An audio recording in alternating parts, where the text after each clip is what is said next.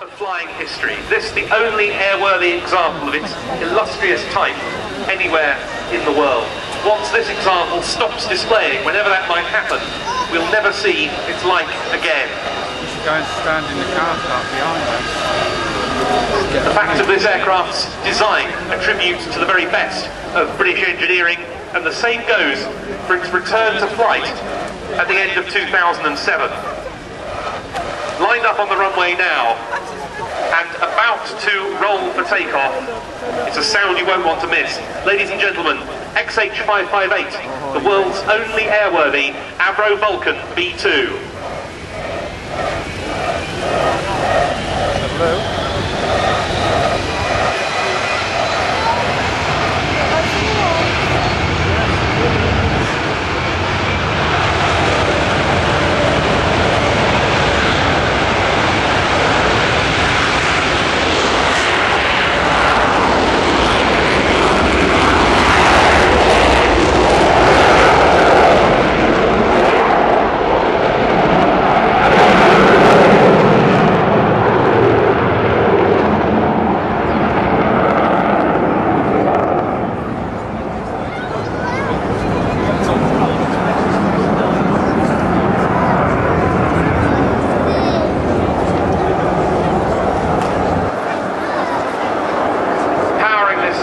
Aircraft into the air, four Rolls-Royce Bristol Olympus 201s of some 16,400 pounds of thrust each.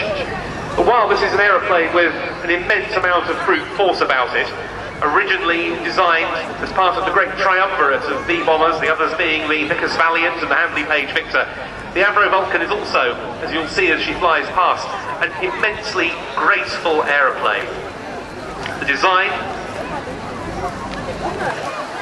one of the great products of the AV Row company, Avro, inspired by the designer of the Lancaster, Roy Chadwick, who sadly died before the prototype Vulcan could take to the air.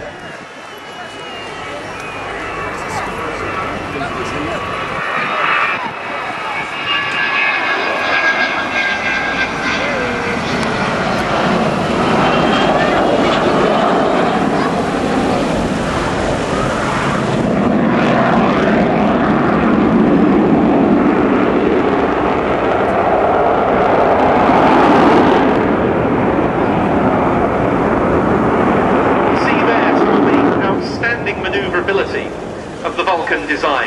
That prototype, the Avro 698, first flew in 1952. Its agility then was astonishing.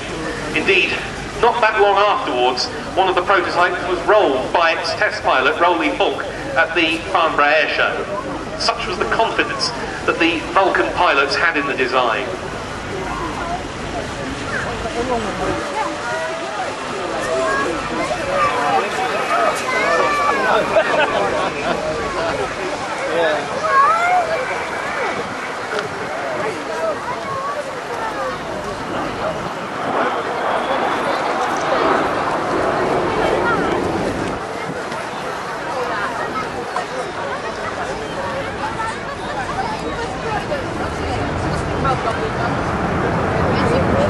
Of course, the Vulcan was never called upon in anger during the Cold War.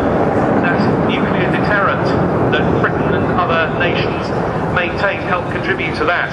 But it was towards the twilight of this type's operational career that it did see service in anger. Specifically on the 30th of April 1982, when, supported by Victor tankers and other Vulcans, one Vulcan, XM-607, managed to hit the centre line of the runway at Port Stanley in the Falkland Islands with one bomb and the edge of the runway with another. It made the runway unusable for fast jets of the Argentine Air Force. Up until the first Gulf War, this was the longest bombing raid in history, a round trip of almost 7,800 miles.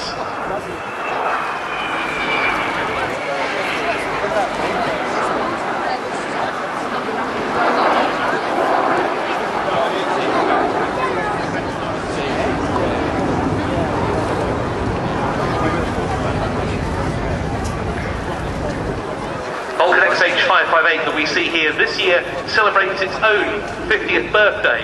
It was the first Vulcan B2 to be accepted into service by the RAF, making its first flight on the 25th of May 1960.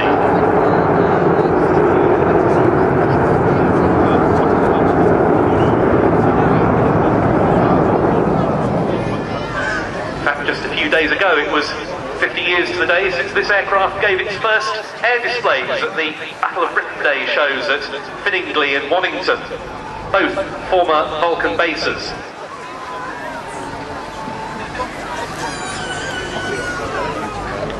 When it made its last flight in RAF service in early 1993, many thought that the sight of a Vulcan on the display circuit would never happen again, but how wrong they were to be proved.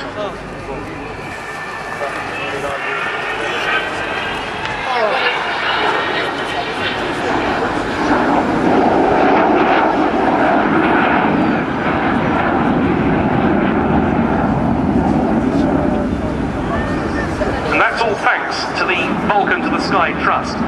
The funding campaign to support this aircraft has been on a knife edge since its very earliest days, but it's so far always pulled back from the brink.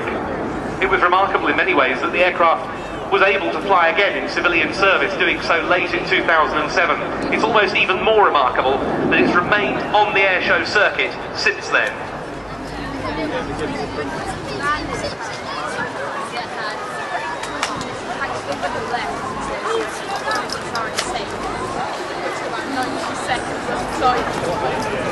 I'm up.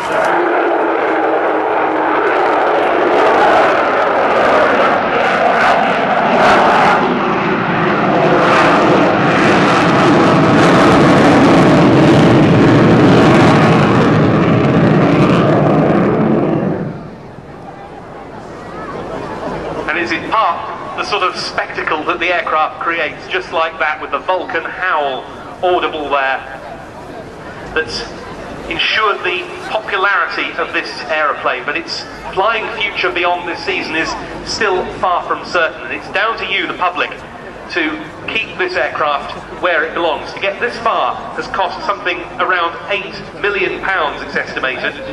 There have been many important major contributions. Sir Jack Hayward, of course, with his outstanding generosity.